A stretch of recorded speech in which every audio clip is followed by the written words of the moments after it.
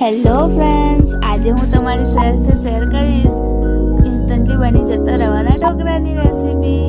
આ ઢોકળા એકદમ જાળીદાર, પોચા રૂ જેવા સુપર સોફ્ટ અને સ્પોન્જી બનીને રેડી થાય છે, જે ખૂબ જ ઓછા સમય અને ખૂબ જ ઓછી વસ્તુઓમાંથી બની જાય છે। તો ચાલો શરૂ કરીએ રવાના ઢોકળા બનાવવાની રેસીપી। જેના માટે મેં અહીં એક બાઉલ લઈ લઈશ। હવે તેમાં એક વાટકી જેટલો રવો એડ કરીશું। તમે તમારા ઘરમાં રહેલો કોઈ પણ રવો એડ કરી શકો છો। ત્યારબાદ આપણે એમાં એક વાટકી જેવું ખાટું દહીં એડ કરીશું। અહીં આપણે દહીં ખાટું જ લેવાનું છે। જો તમે મોડું દહીં લેશો તો આપણા ઢોકળાનો સ્વાદ બરાબર નહીં આવે, એટલા માટે આપણે એક વાટકી જેવું ખાટું દહીં એડ કરીશું। જે વાટકીથી રવાનું માપ લીધું હતું એ જ વાટકીથી દહીંનું માપ લઈ દહીં એડ કરીશું। ત્યારબાદ તે જ વાટકીમાં એક વાટકી જેવું પાણી એડ કરીશું। તમે જોઈ શકો છો આપણે એક વાટકી જેવું પાણી એડ કરી દીધું છે।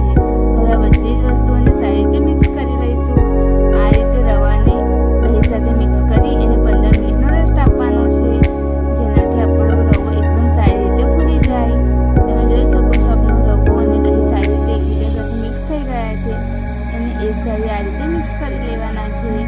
રવો દહીં સાથે જેટલો મિક્સ થશે આપણા ઢોકળા એટલા જ સારી રીતે બનીને રેડી થશે। હવે આપણા રવા અને દહીંને આપણે 15 મિનિટનો રેસ્ટ આપવાનો છે। જો તમારી પાસે વધુ ટાઈમ હોય તો તમે અડધો કલાકનો રેસ્ટ પણ આપી શકો છો। હું 15 મિનિટનો રેસ્ટ આપીશ, ત્યારબાદ આપણે આપણા ઢોકળા બનાવીશું। આ રીતે એને કોઈ પણ વાસણથી ઢાંકી અને આપણે એને 15 મિનિટનો રેસ્ટ આપવાનો છે। તમારે અડધો કલાકનો રેસ્ટ આપવો હોય તો પણ તમે આપી શકો છો। હવે ત્યારબાદ આપણે એક સ્ટીલની પ્લેટ લઈ લઈશું। જો તમે સ્ટીમરની પ્લેટનો યુઝ કરવાનો હોય તો તમે એ પણ લઈ શકો છો। ત્યારબાદ તેમાં થોડું તેલ એડ કરી તેમને સારી રીતે બધી જ પ્લેટ પર આ રીતે લઈ લઈશું, જેના કારણે આપણી પ્લેટ એકદમ તેલવાળી થઈ જાય અને એના પર આપણા ઢોકળા ચોટે નહીં। તમે સ્ટીમરની પ્લેટનો યુઝ કરવાનો હોય તો તમારે સ્ટીમરની પ્લેટ લેવી। હું આ રીતે ઘરમાં રહેલી સ્ટીલની પ્લેટનો યુઝ કરવાની છું, એટલે મેં આ રીતની સ્ટીલની પ્લેટ લીધેલી છે અને જેમાં આપણે ઢોકળા ચોટશે નહીં અને સારી રીતે ઢોકળા બની જશે। હવે આપણે 15 મિનિટ જેવું થઈ ગયું છે અને આપણા ઢોકળા માટેનું બેટર પણ સારી રીતે થીક થઈ ગયું છે। તમે જોઈ શકો છો કે આપણો રવો પણ એકદમ સારી રીતે થીક થઈ ગયો છે। આ ટાઈમે આપણો રવો ફૂલી ગયો હોવાથી એ ખૂબ જ થીક લાગશે।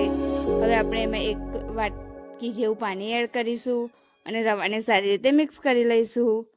આ રીતે પાણી એડ કરી રવાને સારી રીતે મિક્સ કરીશું અને હજુ પણ આપણો રવો થોડો થીક લાગી રહ્યો છે, એટલે તેમાં થોડું વધારે પાણી એડ કરી અને બધી જ વસ્તુઓને સારી રીતે મિક્સ કરી લઈશું। આપણે રવાનું બેટર એકદમ સ્પોન્જી બનાવવાનું છે કે જેથી કરીને આપણા ઢોકળા સારા બને। આ રીતે બધી જ વસ્તુઓને સારી રીતે મિક્સ કરી લઈશું। હવે આપણે તેમાં 1 ચમચી જેવા લીલા મરચાં અને લસણની પેસ્ટ એડ કરીશું। જો તમે લસણ ન ખાતા હોય તો સ્કીપ કરી શકો છો। તીખાશ માટે અહીં મેં લીલા મરચાં લીધા છે। ત્યારબાદ 1 ટીસ્પૂન નમક, થોડી ખાંડ, તમે ખાંડને સ્કીપ કરી શકો છો। ત્યારબાદ અહીં મેં 1 ટીસ્પૂન જેવી હળદર પાવડર લીધો છે। હળદી પાવડર ન નાખવો હોય તો પણ આપણે સફેદ ઢોકળા બનાવી શકીએ છીએ। ત્યારબાદ આ બધી જ વસ્તુઓને આ રીતે સારી રીતે મિક્સ કરી લઈશું। તમારે હળદી પાવડર ન નાખવો હોય તો નહીં નાખવાનું, આપણા ઢોકળા સફેદ બનીને રેડી થશે। પણ અહીં મેં હળદી પાવડરનો યુઝ કર્યો છે જેથી આપણા ઢોકળા યલો કલરના બનશે। તમે જોઈ શકો છો બધી જ વસ્તુઓને સારી રીતે મિક્સ કરી લઈશું। આ રીતે બધી જ વસ્તુઓને સારી રીતે મિક્સ કરી લીધા બાદ આપણે તેમાં એક ઈનોનું પેકેટ એડ કરીશું।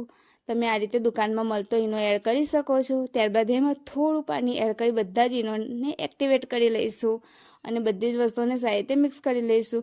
અહીં એક વાતનું ધ્યાન રાખવાનું છે કે ઈનો નાખ્યા બાદ આપણા બેટરને વધુ ટાઈમ નથી રહેવા દેવાનું, નહીં તો આપણા ઢોકળા ફૂલે નહીં। એટલે આપણે ઈનો નાખ્યા બાદ આપણા ઢોકળાના બેટરને આ રીતે થાળીમાં કાઢી લેવાનું છે। તમે જોઈ શકો છો, તમે તમારી સ્ટીમરની પ્લેટમાં આ રીતે કાઢી શકો છો। ત્યારબાદ આપણા બધા જ બેટરને આપણે કાઢી લીધા બાદ બધા જ બેટરને આ રીતે હાથ વડે વળાવી આખી થાળીમાં ફેલાવી લઈશું અને આ રીતે ફેલાવી લઈશું। ત્યારબાદ આપણે એમાં લાલ મરચું સ્પ્રિંકલ કરીશું। જો તમારે લાલ મરચાંની જગ્યાએ કાળું મરચું પણ યુઝ કરતા હોય તો તમારે એ પણ સ્પ્રિંકલ કરી દેવું। હવે આપણે બધા જ મરચાંને સારી રીતે ઉપર એડ કરી દઈશું। તમે જોઈ શકો છો। હવે એક મોટા તપેલામાં મેં પાણી એડ કરીને એને ગરમ કરી લીધું છે। તમે ચાહો તો સ્ટીમરનો યુઝ કરી શકો છો, પણ મેં આ રીતે તપેલાનો યુઝ કર્યો છે. ત્યારબાદ એમાં ઢોકળાવાળી પ્લેટ એડ કરી એને આપણે 10થી 12 મિનિટ માટે થવા દેવાના છે. હવે આપણે એને ઢાંકી લઈશું અને કરીબન 10થી 12 મિનિટ સુધી આપણા ઢોકળાને સારી રીતે ચડવા દઈશું.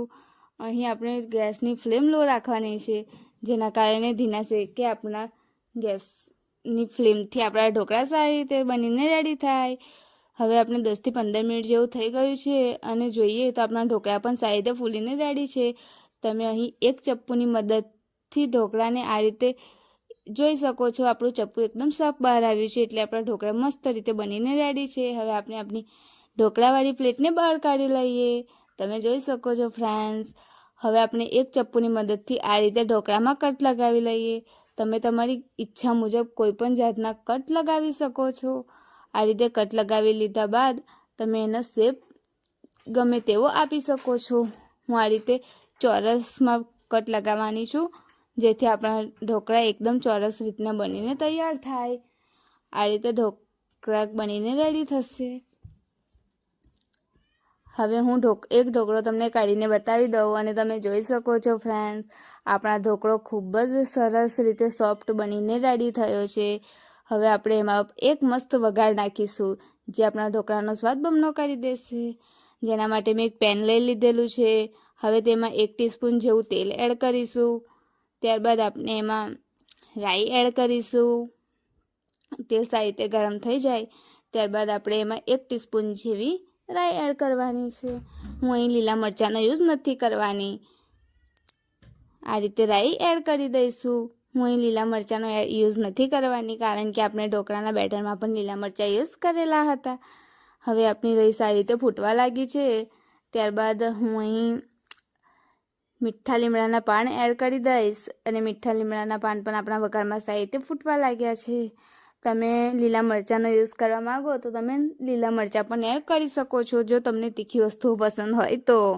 હવે આપણે મીઠા લીમડા અને રાઈ સારી રીતે ફૂટી રહી છે. તમે એમાં ચાહો તો સફેદ તલ કે બ્લેક તલ પણ યુઝ કરી શકો છો, પણ મેં અહીં કોઈ પણ વધારાની વસ્તુઓ નથી લીધી. હવે આપણે આપણા આ વઘારને ઢોકળા પર આ રીતે પાથરી લઈશું. તમે જોઈ શકો છો ફ્રેન્ડ્સ, ખૂબ જ સરસ રીતે આપણો વઘાર મેં ઢોકળા પર પાથરી લીધો છે અને આપણા ઢોકળા પર બધો વઘાર પથરાઈ ગયો છે. હવે આપણે પ્લેટમાંથી બધા ઢોકળાને એક એક કરીને સર્વિંગ પ્લેટમાં કાઢી લઈએ.